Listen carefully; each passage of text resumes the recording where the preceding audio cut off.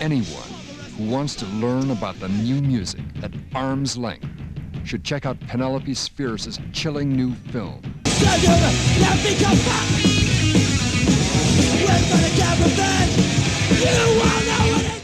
Hello, I'm Ashley Ray, and today I am here with Penelope Spheeris, the incredible director of The Decline of Western Civilization, an amazing three-part documentary series that is celebrating its 40th anniversary.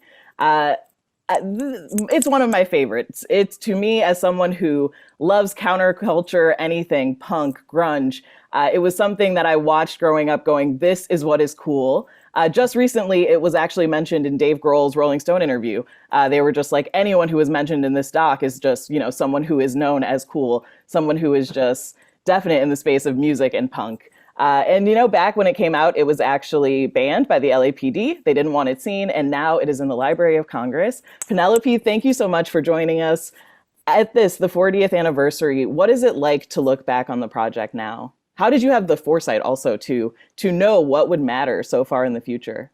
Oh, gosh. Well, Ashley, it's really funny you should mention Dave Grohl, because the other day I saw he was getting an award, and somebody says, how do you feel to get this award? And Dave said, old. So I'm like, dude, I can relate to that. If you're old, what am I? You know what I mean? But yeah, it's been quite an adventure. 40 years ago, we released the first Decline. And I got a letter from Daryl Gates, the chief of police here in Los Angeles.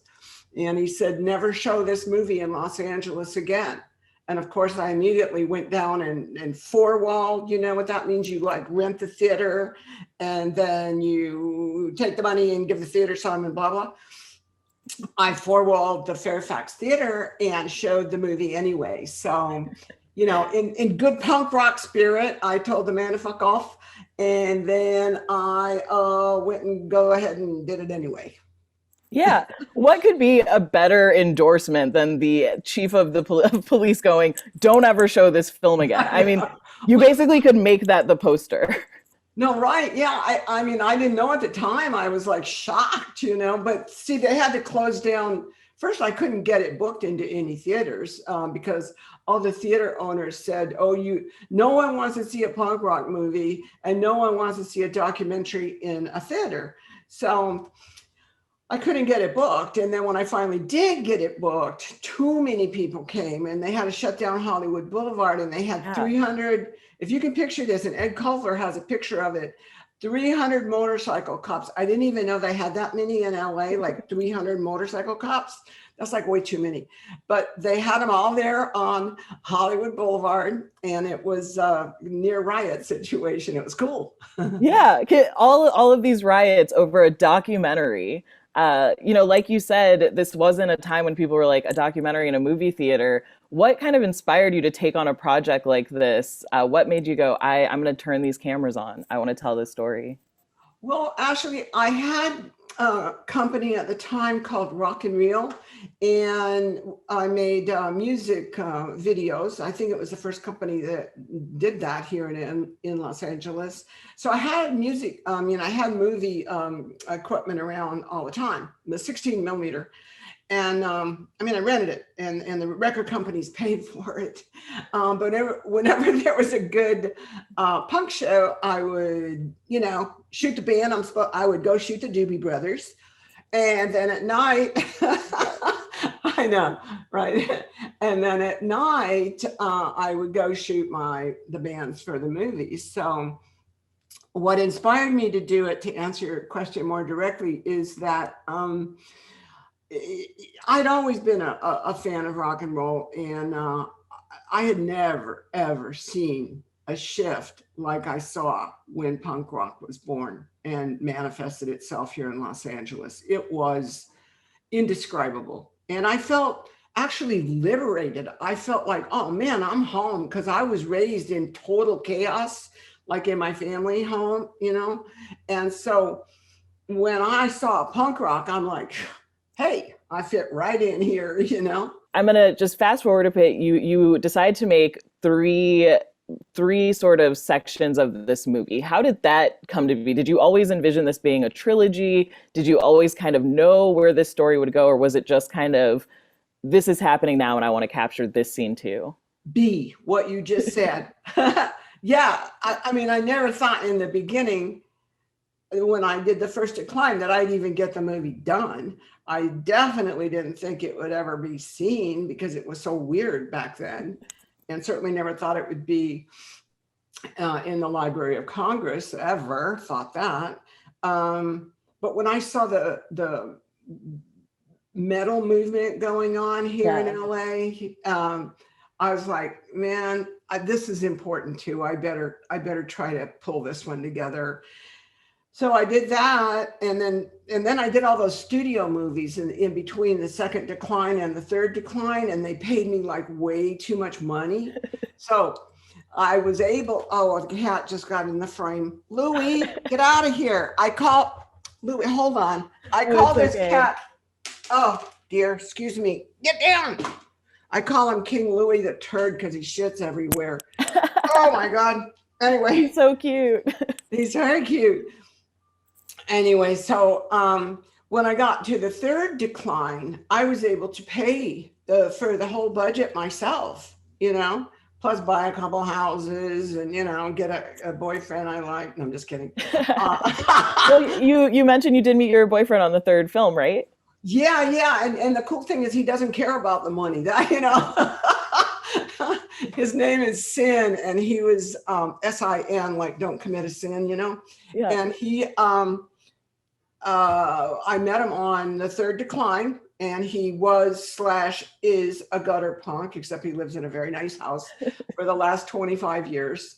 And yeah, so I mean, he's really guided me because he's got that true punk ethic, and it centers around, I don't give a shit, Yeah. It's like, I'll do whatever I want. If you don't like it, go fuck yourself.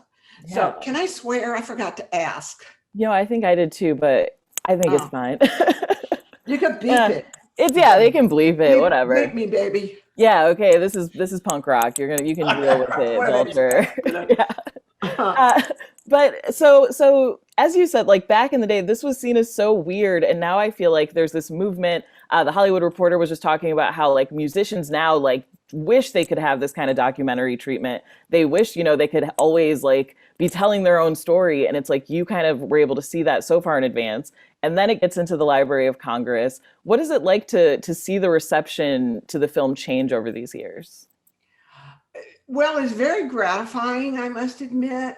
And it's also kind of shocking that the audience keeps growing. The younger generation can relate to the film because basically all three of the films are about like that coming of age 20-year-old category of kids, and so it's gratifying to see that kids today can relate to it, and it's also cool when I get an email from some dad or mom in Seattle or Virginia or wherever, or Norway the other day, and they're saying, I'm showing your Decline movies to my 12-year-old, It's really cool, to think they have that kind of a lasting power. Yeah, I mean, to me, I got to watch them when I was really young. Obviously, I got into grunge. I had to watch these. I managed to find them on some, at the time, I'm going to date myself, LiveJournal, a legal movie sharing website. And I was like, this is what's cool. Like these genres, these people that I'd never seen. And I was like you knew to preserve these communities that like probably a lot of people wouldn't know about if it hadn't been for the Decline films. And I feel like now we all kind of have like just, phones in our pocket. People are always like, oh, I want to document this. I want to tell this story. Oh, yeah. How do you find those communities? How do you make that decision to go, this is what I'm going to focus on. This is a story I want to tell. This is a community that, isn't getting its story told. And also just building the trust to get to tell that story. I actually, was documenting that which I was participating in. And so what happened was, I mean, very early on in my career, I started like latching on to the hip stuff, you know what I mean? Like my daughter's father, who passed away a while back, we were walking across the street at UCLA and he saw this guy in front of us. We're talking 1969. And he goes, "That's Richard Pryor." I said, "Who?" "Yeah, Richard Pryor." "Oh, really? Well, he's the funniest man on the planet." "Really?" Okay. So I gravitated. I learned from Bobby, that guy, and some other friends, and gravitated toward that which was hip and cool. And I mean, to me back then, I wasn't trying to be cool. It's just that that's what interested me, you know? And so as time went by and punk rock was born, and we're talking mid to late 70s, I was going to all these clubs and all my friends were punk and my hair was like Johnny Rotten's, all spiky. And I lived that lifestyle. So I knew most of the people in the movie before I filmed them. And I think the same thing is true. Well, I know the same thing is true with the Decline 2. I used to do Coke lines with Lemmy on the table there at the Rainbow Bar and Grill. Right out in public, then he'd lay out the lines, you know. Man, those were the days. Those were the days, right? And then the waiter comes by and goes, "What are you guys doing?" "Oh, hey, man, that was sugar." "Oh, okay, no problem." You know, my generation, we complained when they took smoking out of restaurants, but. Oh, right. Exactly. No, things were different back then, you know? And then, like I said, when I did the third Decline, I was like, forget you studios. Thank you for the money. Thank you for driving me nuts, because I hate those people. I really don't like the Hollywood scene, you know? Yeah. It literally makes me sick. And so, you know, I went and paid for the Decline 3 myself. And that way I didn't have any of these jerks looking over my shoulder telling me stuff that didn't work. I mean, my last studio movie was the Weinsteins I worked with, you know, on Senseless. You know? Yeah. And I know you are very protective of the Decline films. Is it being in the Library of Congress, does that make it easier to make sure that people can stream it for free, that libraries have access to it? You know, it doesn't seem like it's one of those films that it's like, oh, you can only watch this here. It does seem like it's so available. Was that important to you? Yeah, I mean, I thank Shout Factory for that, and Bob Emmer over there, that have made it so available to people in the various forms. He started out with a box set, which, you know, people bought and looked at it that way. It used to be Dave Grohl was funny because he told me a story about how back in the day, you know, it was on VHS only, and it was like contraband. You know, you had to, it's like, don't let your parents see this, you know, and you'd have to pass it around from friend to friend and cousin to relative, and you know what I mean? And you had to pass it around underground. Well, right now it's available everywhere, thanks to Shout Factory, and thanks to people like you, Ashley, and Vulture, who help spread the word. I appreciate that. Yeah, I mean, it's now I think you can just, if you have a library card, like you can go watch it. And it's this thing that like the LAPD was like, don't show this to anyone. And it's just so cool.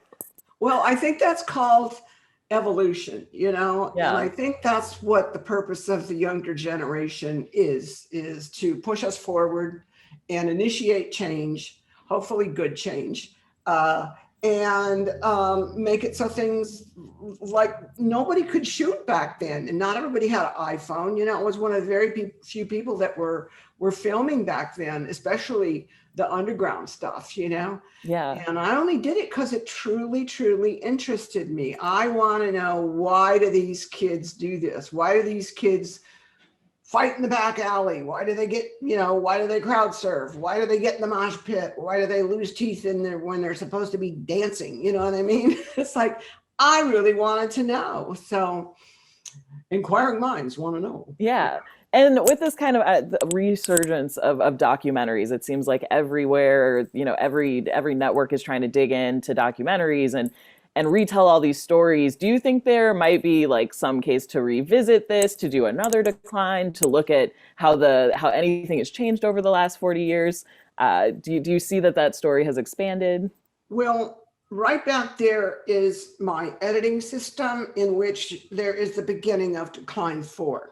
And I'm not allowed to tell you what it's about because now everybody does have an iPhone. And they like to borrow stuff too. Yeah. This new generation, like everything belongs to everybody.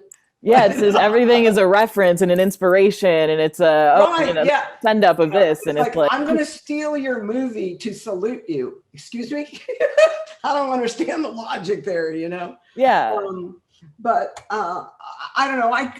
I tell you, I sort of slowed down on working on this movie because there are so many documentaries being made now. Like I was doing them when you couldn't get them into a theater, and they were unusual. But now it's like everybody and their brother wants to do a Decline movie. Not a Decline, a documentary. Well, they want to do Decline too. I get these emails and the guy goes, "Here, I'm doing my own Decline movie," and then he sends me some crap. That he shot. Some guy just like, "Hey, I don't know if you might, maybe I could tell you a thing or two about this." Well, it's like, I do have a trademark and a copyright, and a gun. I'm just kidding. I do wonder, just like as a woman in the documentary space, I feel that even now it's still so just like masculine and stuff. What was it like to navigate that? In the man's world, you mean? Yeah.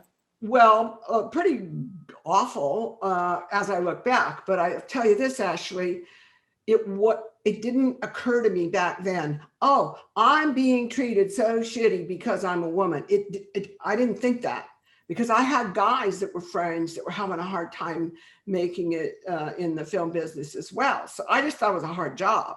But when I look back, I went to a meeting at the Beverly Hills Hotel with an executive from a record company who was drunk off his ass and tore my clothes off, Like if I was a dude, they wouldn't do that and get their ass kicked, So I'm running down the hallway, putting myself together at the Beverly Hills Hotel.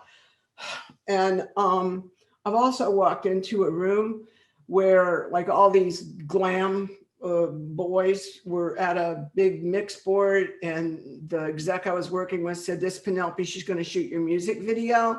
And they go, "We're not having no chick shoot our music video. She can get out," just stuff like that, Yeah. So as I look back, I go, sorry. Yeah. That was no bueno. Yeah. Obviously everyone talks about the misogyny in rock and music. And for you to get in these spaces and tell these stories, I can't imagine how much you had to face that head on. And it's a good thing I didn't realize it was because I was a chick back then, because I don't even know what I would have done. You know what I mean? I don't know, but yeah, and you just later this like you said, fuck it attitude. Like it's just it's like whatever. Yeah. At least I got to make the movies. At least people still watch them. Yeah. And I mean, again, there was something to what you chose to tell here that is still so resonant and that matters 40 years later. Well, thank you. Yeah. Can you believe it? 40 years. Wow. Yeah. Geez, I better give it up while I'm ahead here. No, please give us that fourth Decline. I want it. I got that one going. I got another one going about my mom that ran away with the carnival. And I got a book going that I'm writing with a writer from the New York Times named, or actually he writes for the Times in RogerEbert.com. His name is Simon Abrams. And so me and Simon have been writing a book about my miserable movie career. I mean, I just feel like you have so many amazing stories to tell, and just I do, yeah. And also just advice, just from what you've said and what you've experienced. I feel like, for me as someone who just loves documentaries, who wants to see that space become more diverse, there's so much that you said that's helpful. I'm curious what advice you would give to directors today who want to tell their own stories, who want to find what matters to them. What would you say to them? Well, you truly have to look into your heart to know what subject matter truly interests you, because you can't try to go, oh, what does the audience want to see? No, that's not where it needs to come from. It needs to come from your heart and your true interest in it. And also, I think you need to buckle up for safety, because most of these movies, even with this technology now, they take sometimes 4 or 5 years to make, and I don't know. I mean, I don't like that there's so much being done that is not of high quality. I can't wade my way through most of it, but Yeah. my advice would be, I don't know. I started building houses. I don't know, man. I don't know. It's a rough world out there now, and I'm glad I did it when I did it, because if I had to dive in now, even if I was 20 years old again, if I had to dive in right now,